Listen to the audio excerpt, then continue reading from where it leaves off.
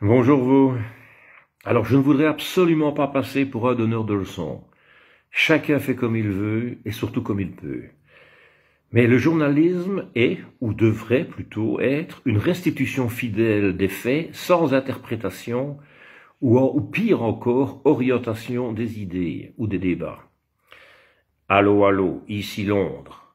Grosse progression des Allemands, Churchill envoie ses troupes en Ardennes, 10 000 morts. Voilà. Restitution pure et simple des faits. Et puis il y a eu, dans les années 70, je crois, le fameux slogan « Paris Match, le poids des mots, le choc des photos ». Et ça a été le début de l'escalade, dans tous les domaines. La course au plus trash, le plus hard, les gosses morts photographiés sur les plages en Italie, les émissions de Cyril Hanouna, les films porno dans les années 70, on savait encore plus ou moins ce qu'ils faisaient. Aujourd'hui, on ne sait plus s'ils se battent, s'il faut une mêlée ou s'ils jouent à cache-cache. Et bizarrement, pour le Covid, on a fait le contraire. On nous a bombardé tous les jours de chiffres, de chiffres, de chiffres et de chiffres. Des combats d'experts, des spécialistes, des pointures. Depuis quand les chiffres ont-ils déjà marqué les consciences? Pendant la guerre, 2 millions, 3 millions de morts. Vous voyez une différence, vous? Mais par contre, les reportages sur Arte, style guerre, apocalypse, là, ça vous a pas marqué plus, ça? Ah ben oui.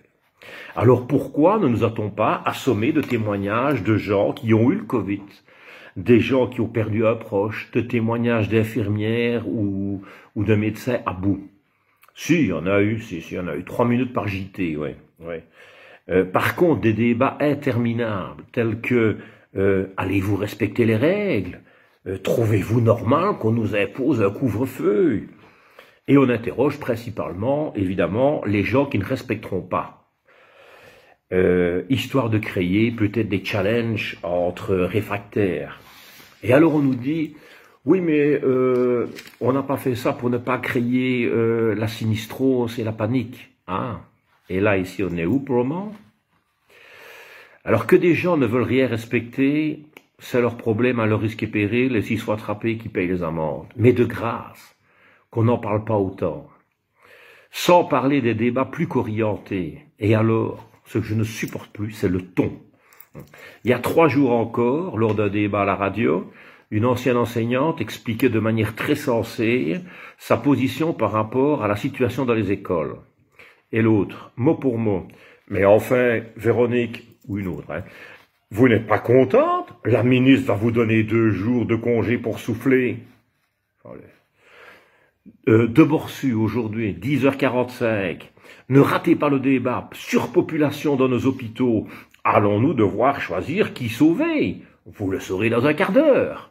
Et puis pendant le débat, un médecin affirme que si on dépasse le seuil de saturation dans les hôpitaux, ils vont devoir envoyer des patients Covid chez eux.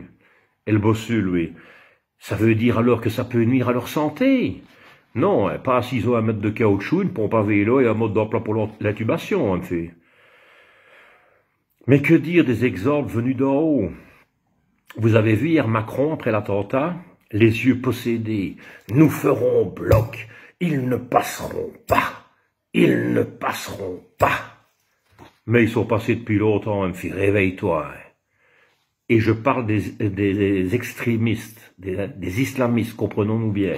Bon, le maire des Yvelines, devant les familles, nous allons nous relever. Ouais, ben tu vas expliquer ça à l'enseignante, il va avoir plus dur que toi. Je suis fatigué de ces paroles vides, les « je partage »,« je comprends ». Non, vous ne comprenez rien, sinon on n'en serait pas là. Voilà. Alors mes amis, partagez entre vous les bons et les mauvais moments, protégez-vous. Car à mon avis, les rapports humains sont la seule chance de s'en sortir. Allez, bisous à tous et je promets que dès qu'il y a un truc pour rire, on rira.